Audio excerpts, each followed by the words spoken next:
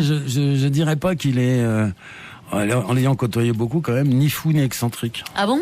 Non, c'est au contraire quelqu'un de très philosophique, de très réfléchi, même, et du coup, comme il réfléchit beaucoup, il fait des choses qu'on fait pas. Voilà, donc je l'ai rencontré il y a 1 an et demi par Claude Breténier, qui travaillait longtemps ici, une de ses premières. Et il avait fait d'ailleurs un documentaire sur lui parce que on l'appelait le French Mayor parce qu'il avait été maire d'une commune de Tasmanie.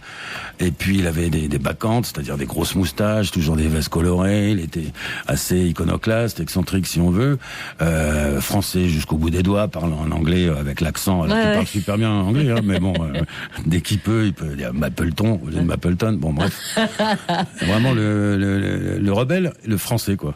Et puis j'avais vu le documentaire, Brett, c'est Claude Bretonnier, pardon, me l'avait montré, et ça m'avait marqué. Et puis il me dit, tiens, bah voilà, il faut que tu le vois, parce qu'en fait, il est condamné à mort par la médecine, il a une forme de leucémie, un peu particulière, orpheline.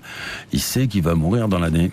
Et donc il a acheté son cercueil, qui est rouge, en carton, rouge parce que c'est un motard, donc c'est rouge Ducati, et en carton parce que, alors ça c'est des choses un peu macabres à l'antenne, mais en fait quand on le voit et qu'il nous le raconte, c'est super drôle, parce que le cercueil, il va pourrir en 9 mois, comme lui, est né en 9 mois du ventre de sa mère. Et il a choisi son emplacement au cimetière. Il a choisi sa pierre tombale qui ressemble à tout sauf une pierre tombale, évidemment. Et puis, au fur et à mesure, sa fille lui dit, écoute, à ton enterrement, il va y avoir plein de gens, ça va être compliqué, ils vont être surpris et tout. J'ai vu qu'aux États-Unis, on fait des veillées funèbres du vivant de la personne. Comme ça, tu peux dire au revoir aux gens, et puis et c'est beaucoup plus joyeux, et puis tout le monde peut... Voilà. C'est donc plus joyeux du coup. On se dit ok, on va quand même, la personne va quand même mourir. Donc en tout cas, c'est plus joyeux pour celui qui va mourir parce qu'il les voit.